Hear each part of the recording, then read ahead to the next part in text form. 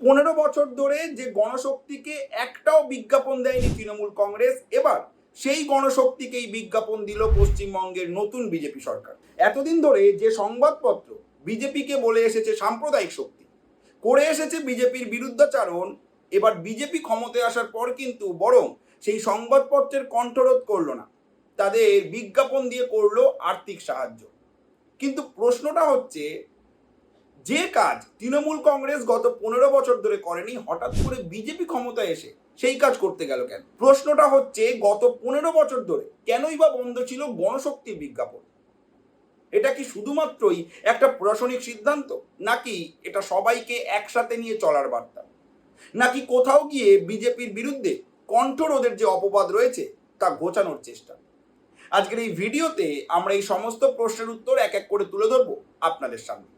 চলুন শুরু করা যাক।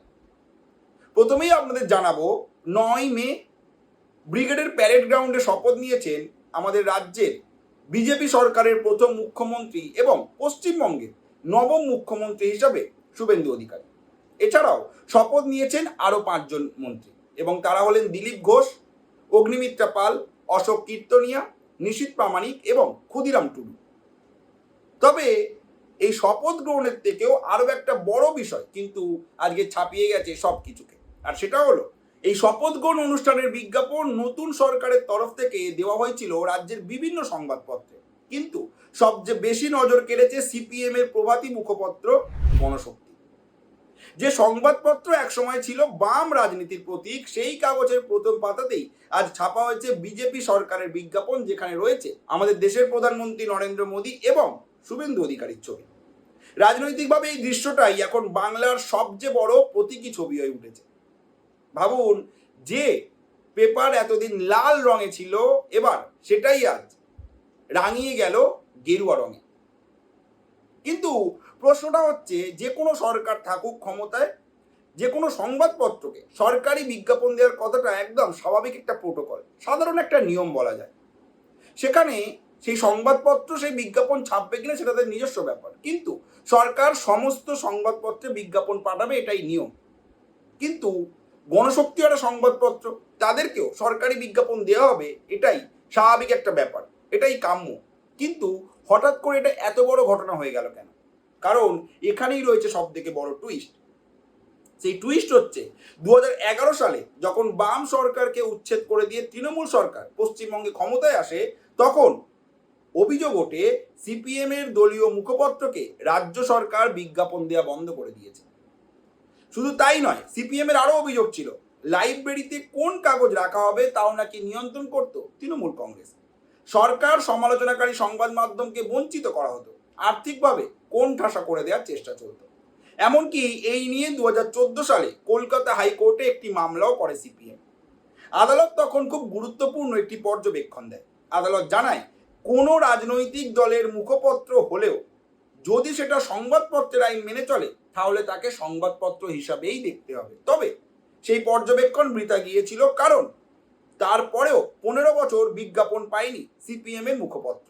অর্থাৎ আদালত একদিকে কিন্তু বলেছিল, সরকার চাইলে শুধুমাত্র রাজনৈতিক মতভেদের কারণে কোনো কাগজকে বিজ্ঞাপন থেকে বঞ্চিত করতে পারে না। তবে তৃণমূল কংগ্রেস সেই পর্যবেক্ষণকে স্বীকৃতি দেয়নি, মানেনি, বরং উল্টে বিজ্ঞাপন বন্ধ করে আর্থিকভাবে সিপিএমকে কোণঠাসা করেছিল। কিন্তু আজকে যখন সরকার বদলালো, হঠাৎ করেই পরিস্থিতি বদলে গেল। যেমনটা বিজেপির গানের ট্যাগলাইনে ছিল, পাল্টানো দরকার, তারা এসেছে এবং পাল্টে দিয়েছে। তবে এবার আপনাদের জানাবো কি বলছেন সিপিএম এর রাজ্য সম্পাদক মোহাম্মদ সেলিম। তিনি এই ঘটনাকে স্বাভাবিক বলেই দেখাতে চেয়েছেন। তিনি বলছেন, মমতা সরকার এসে স্বৈরাচার দেখানো শুরু করেছিল বিজ্ঞাপন বন্ধ করে। আজকের বিজ্ঞাপন ব্যতিক্রম নয়, এটাই হওয়া উচিত। তবে একই সাথে তিনি বিজেপিকেও সতর্ক করেন, কারণ কেন্দ্রীয় সরকারি বিজ্ঞাপন নিয়েও বিজেপির বিরুদ্ধে বাছবিচারের অভিযোগ উঠেছে বহুবার। অর্থাৎ সিপিএম এখন একদিকে বিজ্ঞাপন ফেরাকে স্বাগত জানাচ্ছে, আবার অন্যদিকে বিজেপির ওপরেও পুরো ভরসা পাচ্ছে না। তবে নিঃসন্দেহে এই ঘটনা সিপিএম এর মধ্যেই দুটো দলে ভাগ করে দিয়েছে। একদল এই ঘটনাকে সমর্থন করছে, তবে একদল এই ঘটনার প্রতিবাদও করছে। চলুন সেটাও আপনাদের জানিয়ে দিই। দলের একাংশ প্রশ্ন তুলছে, যে বিজেপির বিরুদ্ধে এতদিন লড়াই করা হলো, সেই বিজেপির সরকারের বিজ্ঞাপন কিভাবে মুখপত্রে ছাপা হলো। অর্থাৎ কারো কারোর মতে এটা একটা আদর্শগতভাবে আপোষ করা হয়েছে। তবে দলের প্রবীণ নেতাদের বক্তব্যটা একেবারেই উল্টো। তারা বলছেন সরকারি বিজ্ঞাপন মানে সরকারের টাকা নয়, জনগণের টাকা। সংবাদপত্র হিসাবে গণশক্তির সেই অধিকার রয়েছে। আর এখানেই উঠে আসে সবচেয়ে গুরুত্বপূর্ণ একটা প্রশ্ন, আর সেটা হলো রাজনীতিতে আদর্শ বড় নাকি টিকে থাকাটা। কারণ গত 15 বছর ধরে সেটাই কিন্তু হয়ে গেছে সিপিএম এর মূল প্রশ্ন, যে তারা কি টিকে থাকতে পারবে, তাদের আর্থিক সাহায্য হচ্ছে তো, তারা কিভাবে চলছে, এই প্রশ্ন কিন্তু আমরা বারংবার শুনেছি। আর সেটাই তুলে ধরবো আপনাদের সামনে। কারণ 2011 সালের পর সিপিএম শুধুমাত্র রাজনৈতিকভাবে নয়, আর্থিকভাবেও দুর্বল হয়েছে। দলের একাধিক মুখপত্র আর্থিক সংকটে পড়েছে, কারণ যে কোনো সংবাদপত্র চালাতেই লাগে কাগজ, ছাপার খরচ, কর্মচারী, পরিবহন এবং প্রযুক্তি। আর বিজ্ঞাপন ছাড়া একটা সংবাদপত্রে কিন্তু টিকিয়ে রাখা একেবারেই অসম্ভব। তাই আমরা বর্তমানে যে কোনো সংবাদপত্র দেখি, যদি সেটা 10 পাতার হয়, তার মধ্যে 5 পাতাই কিন্তু বিজ্ঞাপন থাকে। আমরা বুঝতে পারি একটা সংবাদপত্রের জন্য বিজ্ঞাপন কতটা দরকারি। তাই অনেকের মতে এই বিজ্ঞাপন শুধু রাজনৈতিক ঘটনা নয়, এটা সিপিএম এর কাছে একটা আর্থিক অক্সিজেন। তবে আরো একটা প্রশ্ন উঠছে, আর সেটা হলো এই ঘটনার ফলে কি কোথাও গিয়ে একটা এরকম সমীকরণ দেখা যাচ্ছে যে বিজেপি আর সিপিএম কাছাকাছি আসতে চলেছে। এই জল্পনা উঠছে তার কারণ একদিকে রয়েছে হিন্দুত্ববাদী জাতীয়তাবাদী, আর অন্যদিকে রয়েছে মার্ক্সবাদী বামপন্থা। তবে এর থেকেও আরো একটা বড় প্রশ্ন কিন্তু রয়েছে, সেটা হলো আমরা একাধিকবার বিজেপির বিরুদ্ধে স্বৈরাচারী হওয়ার, বিজেপির বিরুদ্ধে কণ্ঠরোধ করার কিন্তু অভিযোগ শুনেছি। তাদের বিরুদ্ধে এই অপবাদ বহুবার উঠেছে। তবে এই কাজ করে তারা কি এবার সেই অপবাদ ঝেড়ে ফেলার চেষ্টা করছে কিছুটা? আপনাদের কি মনে হচ্ছে গণশক্তিকে বিজেপি সরকারের এই বিজ্ঞাপন দেওয়া শুধুমাত্রই প্রশাসনিক একটা স্বাভাবিকতা, নাকি বাংলার রাজনীতিতে নতুন সমীকরণের শুরু? এই নিয়ে আপনার কি মতামত জানাতে ভুলবেন না কমেন্ট করে।